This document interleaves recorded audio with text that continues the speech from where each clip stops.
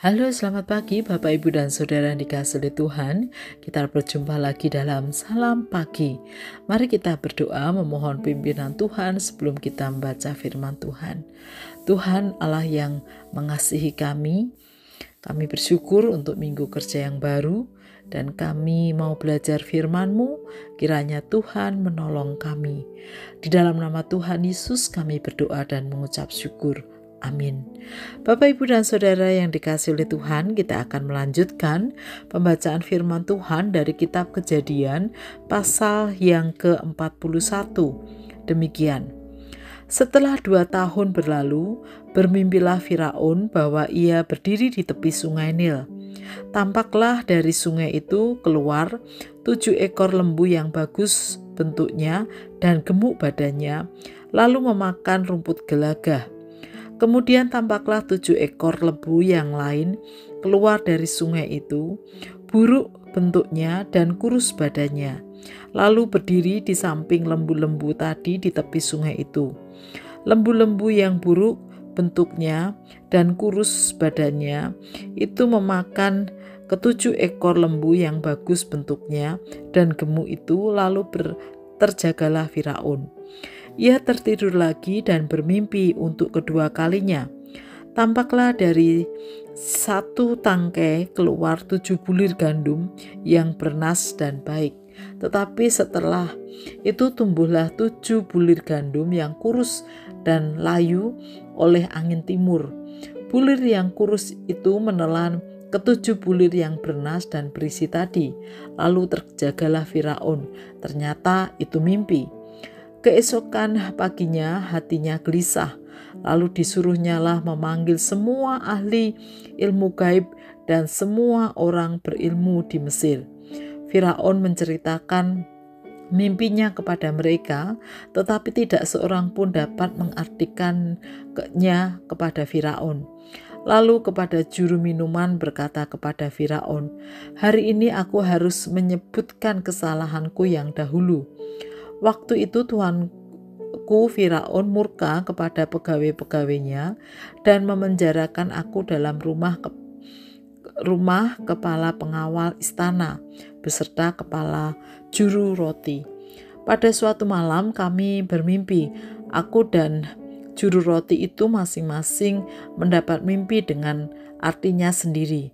Bersama kami di sana ada seorang pemuda Ibrani, hamba kepala pengawal istana. Kami menceritakan mimpi kami kepadanya dan ia mengartikan kepada kami mirip mimpi kami masing-masing. Lalu seperti yang diartikannya kepada kami, demikianlah yang terjadi. Aku dikembalikan pada jabatanku, sedangkan juru roti itu digantung. Firaun menyuruh memanggil Yusuf. Yusuf pun segera dikeluarkan dari liang tahanan. Setelah bercukur dan berganti pakaian, ia pergi menghadap Firaun.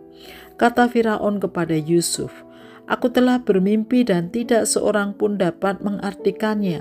Tetapi aku mendengar tentang engkau bahwa hanya dengan mendengar mimpi saja engkau dapat mengartikannya."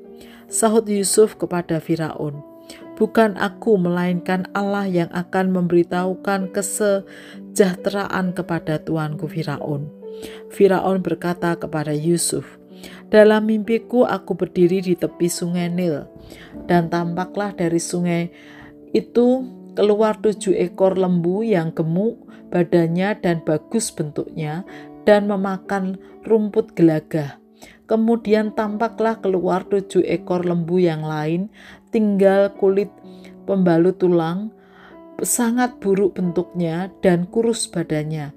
Tidak pernah aku melihat yang seburuk itu di seluruh tanah Mesir. Lembu yang kurus dan buruk itu memakan ke-7 ekor lembu gemuk yang terdahulu.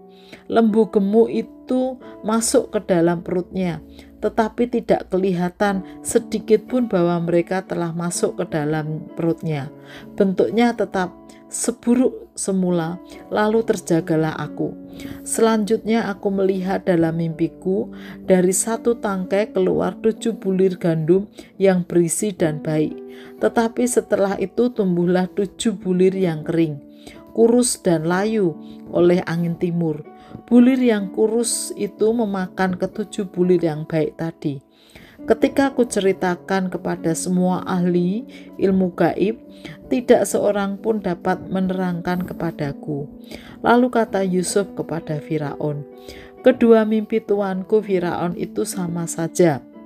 Allah telah memberitahukan kepada tuanku Firaun apa yang hendak dilakukannya. Ketujuh ekor lembu yang baik itu ialah 7 tahun, dan ketujuh bulir gandum yang baik itu ialah 7 tahun juga. Kedua mimpi itu sama. Ketujuh ekor lembu yang kurus dan buruk yang keluar kemudian berarti 7 tahun. Demikian pula ketujuh bulir gandum yang hampa dan layu oleh angin timur itu berarti akan ada 7 tahun kelaparan.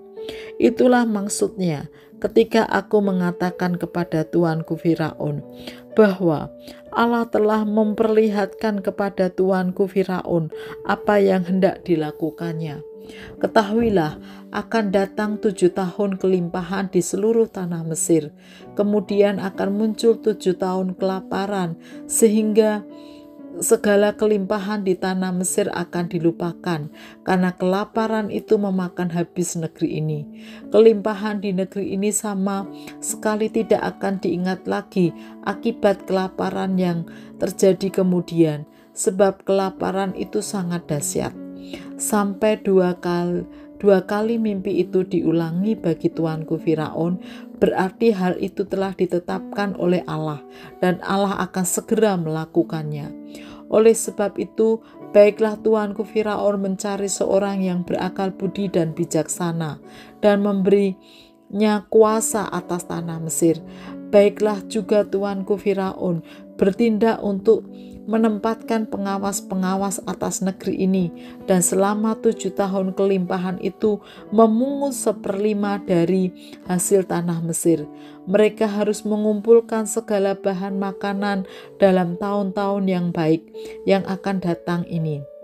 Dan di bawah kuasa tuanku Firaun, menimbun gandum di kota-kota sebagai bahan makanan serta menyimpannya. Demikianlah segala bahan makanan itu menjadi persediaan untuk negeri ini selama 7 tahun kelaparan yang akan terjadi di tanah Mesir, supaya negeri ini tidak binasa karena kelaparan itu. Usul itu dipandang baik oleh Firaun dan semua pegawainya. Lalu Firaun berkata kepada para pegawainya, "Mungkinkah kita mendapat orang seperti ini, seorang yang penuh dengan roh Allah?" Kata Firaun kepada Yusuf, "Oleh karena Allah telah memberitahukan semuanya ini kepadamu, tidak ada seorang pun yang begitu berakal budi dan bijaksana seperti engkau. Engkaulah yang menjadi pemegang kekuasaan atas istanaku, dan seluruh rakyatku akan diatur oleh perintahmu. Hanya tahta inilah kelebihanku daripadamu." Firaun berkata kepada Yusuf, "Dengan ini aku memberi engkau kuasa atas seluruh tanah Mesir." Firaun menanggalkan cincin meterainya dari jarinya dan mengenakannya pada jari Yusuf. Lalu ia memakaikan kepada Yusuf pakaian dari linen halus dan mengenakan kalung emas pada lehernya. Firaun menyuruh menaikkan Yusuf ke dalam keretanya yang kedua, dan berserulah orang di hadapan Yusuf, "Hormat!" Demikianlah Yusuf diangkat Firaun menjadi pemegang kuasa atas seluruh tanah Mesir. Kata Firaun kepada Yusuf, "Akulah Firaun, tetapi tanpa persetujuanmu siapapun tidak boleh bertindak di seluruh tanah Mesir." Lalu Firaun memberi Yusuf nama Safnas Paaneah, serta memberikan Asnat anak Potifera, imam Dion, kepadanya menjadi istrinya. Demikianlah Yusuf tampil sebagai pemegang kuasa atas seluruh tanah Mesir. Yusuf berumur 30 tahun ketika ia menjadi ia mulai mengabdi kepada Firaun, raja Mesir. Lalu pergilah Yusuf di hadapan Firaun dan mengelilingi seluruh tanah Mesir. Tanah itu mengeluarkan hasil berlimpah ruah dalam ke-7 tahun kelimpahan itu. Yusuf mengumpulkan segala bahan makanan ke-7 tahun kelimpahan yang ada di tanah Mesir, lalu disimpannya di kota-kota. Hasil dari daerah sekitar setiap kota disimpan dalam kota itu. Demikianlah Yusuf menimbun gandum seperti pasir di laut, begitu banyaknya sampai-sampai orang berhenti menghitungnya karena sudah tidak terhitung. Sebelum tahun kelaparan itu tiba, lahirlah bagi Yusuf 2 orang anak laki-laki yang dilahirkan oleh Asnat, anak Potifera, imam di On. Yusuf menamai anak sulungnya Manasye, sebab katanya, Allah telah membuat aku lupa sama sekali akan kesukaranku dan rumah ayahku. Anaknya yang kedua dinamainya Efraim, sebab katanya, Allah membuat aku mendapat keturunan di negeri kesengsaraanku. Setelah berakhir ke-7 tahun kelimpahan yang terjadi di tanah Mesir, mulailah 7 tahun kelaparan datang, seperti yang telah dikatakan Yusuf. Di semua negeri terjadi kelaparan, tetapi di seluruh negeri Mesir ada roti.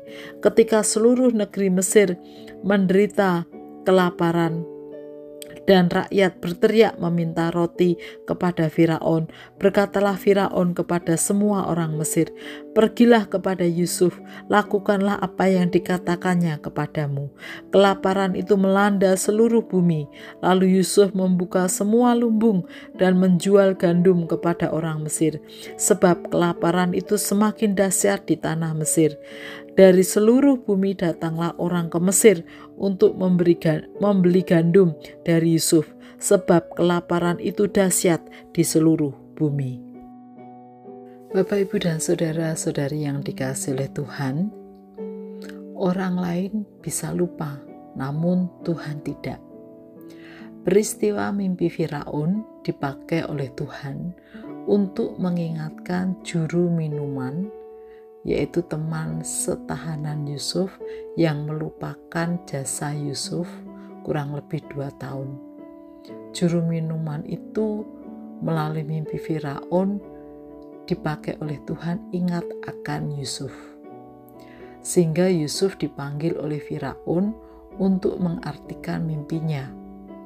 Setelah keluar dari penjara, Yusuf tidak hanya bisa mengartikan mimpi Firaun oleh pertolongan Tuhan, namun juga Yusuf diangkat sebagai penguasa atau orang kedua di Mesir setelah Firaun.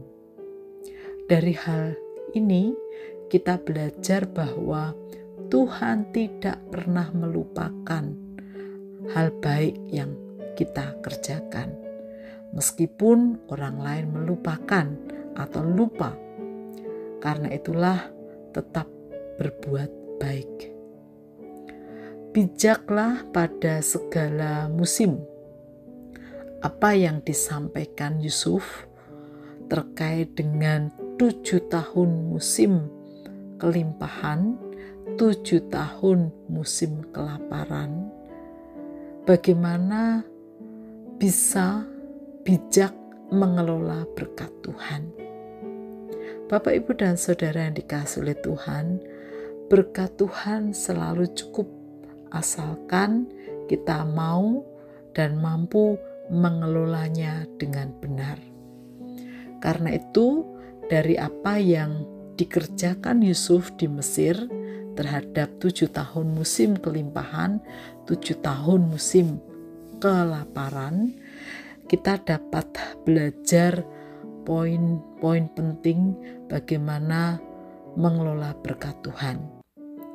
Yang pertama adalah kita harus menyadari musim atau kondisi hidup manusia tidak selalu sama.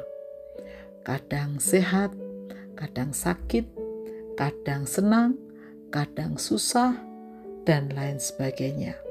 Hal ini mengajarkan kepada kita justru bagaimana kita bijak supaya kita bisa menghadapi segala musim. Poin yang kedua, jangan aji mumpung saat berkat Tuhan berlebih. Dihabiskan sekejap Bapak, Ibu, dan Saudara. Mari kita ingat, ya, jangan aji mumpung ketika berkat berlebih, artinya menghabiskan saat itu juga atau hari itu juga. Yang ketiga, hidup hemat bukan berarti pelit. Menabung bukan berarti kurang iman, tetapi berjaga-jaga. Poin yang ketiga ini menjadi penting, bagaimana kita belajar dari Yusuf mengelola berkat Tuhan. Poin yang keempat yang perlu kita ingat adalah bijak mengelola berkat Tuhan menjadi kunci bisa jadi berkat bagi sesama. Jadi kalau kita bijak dalam mengelola berkat Tuhan, pasti kita bisa menjadi berkat bagi sesama. Mari kita berdoa. Tuhan Yesus, terima kasih untuk kasih setiamu yang tak pernah berhenti atas hidup kami untuk berkat-berkat-Mu.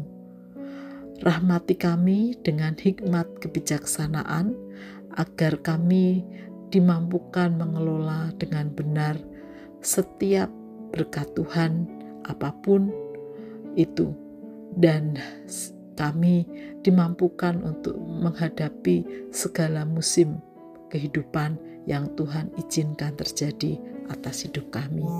Di dalam nama Tuhan Yesus kami berdoa. Amin.